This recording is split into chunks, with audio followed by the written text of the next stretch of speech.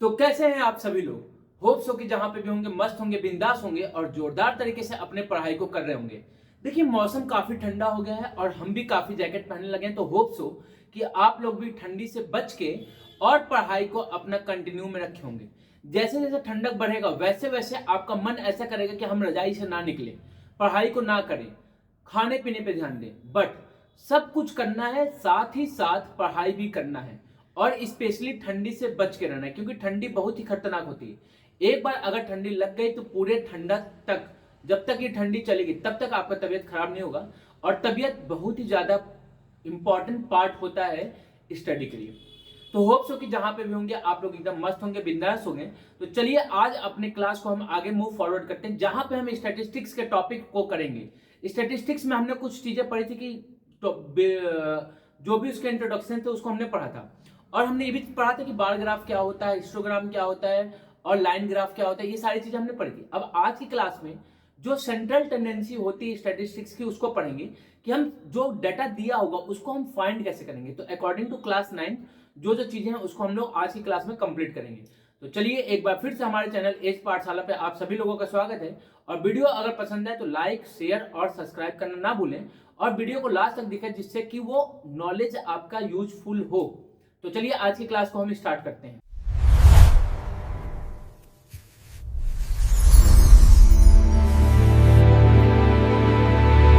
आज हम लोग क्या पढ़ने जा रहे हैं, तो हमारा जो आज का मेन टॉपिक है वो है सेंट्रल टेंडेंसी।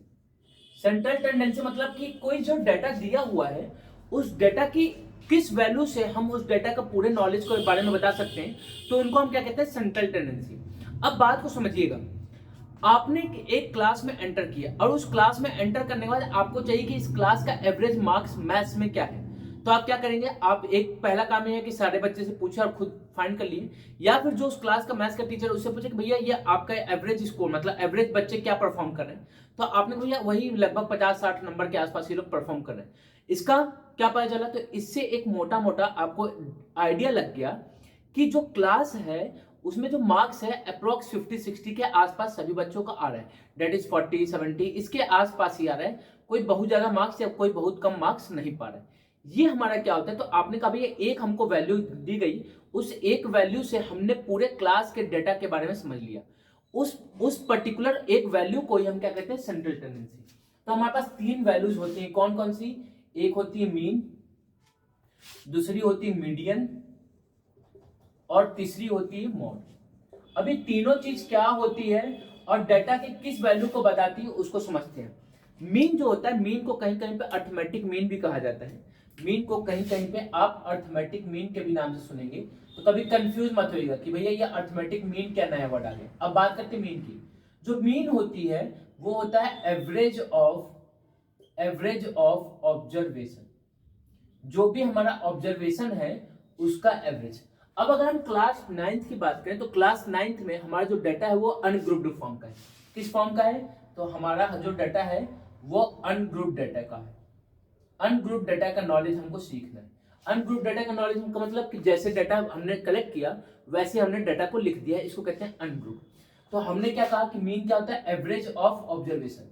तो मीन को डिनोट कैसे करते हैं, तो मीन जो है that will be denoted by X bar. तो ये जो मीन होता है होता क्या है, that will be equal to sum of observation upon number of observation, sum of observation upon number of observation। ये जो होता है वो हमारा क्या बताता है, मीन बताता है। क्या बताता है, मीन बताता है। अब हम बात करते हैं मीडियन की। मीडियन जो होता है वो होता है ऑब्जर्वेशन या फिर वैल्यू ऑफ मिडल टर्म। ठीक है, वैल्यू ऑफ मिडल टर्म। तो मिडल टर्म की जो वैल्यू होगी, मिडल टर्म की जो वैल्यू होगी उसको हम क्या कहेंगे, मीडियन कहेंगे। उसको हम क्या कहेंगे, मीडियन कहेंगे। तो मीडियन क्या होता है, ऑब्जर्वेशन। मीडियन भी क्या होता है, ऑब्जर्वेशन की वैल्यू होती है, बट वो किसका होता है, मिडल टर्म का। आपने कभी मिडल टर्म का कैसे, कौन सा मिडल टर्म का, तो अनग्रुप्ड का अरेंज्ड फॉर्म में। अनग्रुप्ड जो डाटा होगा उसका अरेंज्ड फॉर्म, तो अरेंज्ड अनग्रुप्ड डाटा।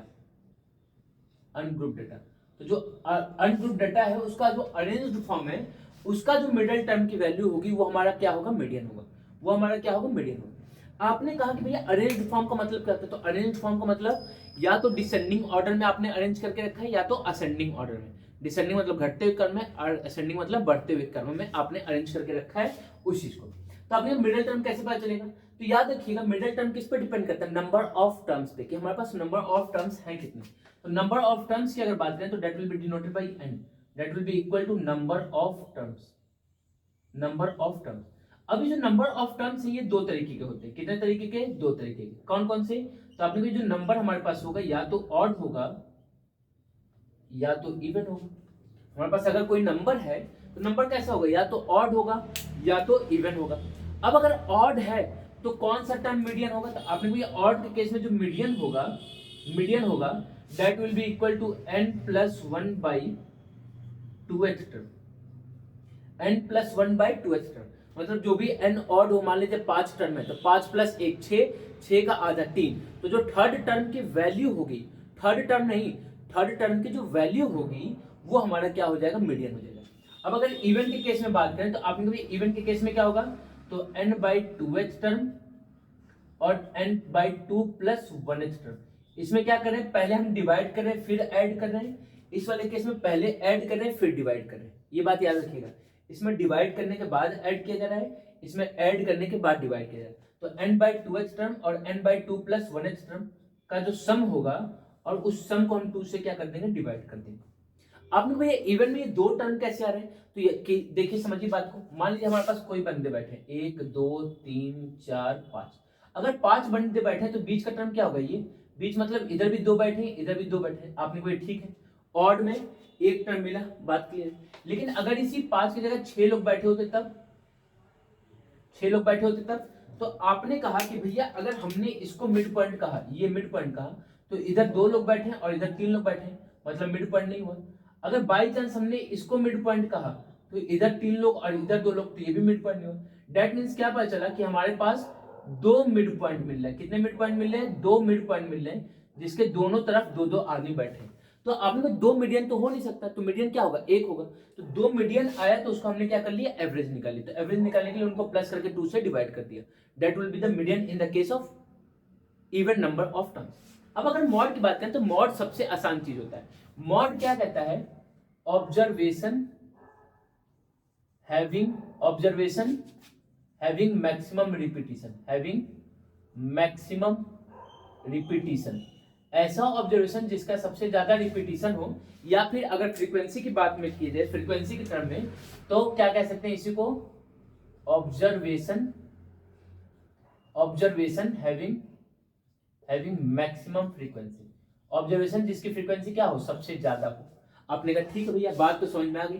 तो एक क्वेश्चन देखते हैं, उसके थ्रू हम समझते हैं अपने जितने भी टॉपिक्स को हमने पढ़ा। तो मान लीजिए हमारे पास क्वेश्चन है 3 4 3 2 5 1 6 3, ऐसा कुछ दे दिया। आपने कहा ये हमारे पास क्या है, टर्म्स है, ये हमारे पास क्या है, टर्म्स है। सबसे पहला काम क्या होगा, तो हमको अगर मीन फाइंड करना है, मीन की अगर बात करें तो मीन क्या होता है, तो आपने मीन जो होता है एक्स बार से डिनोट होता है, sum of observation upon number of observation के इक्वल है।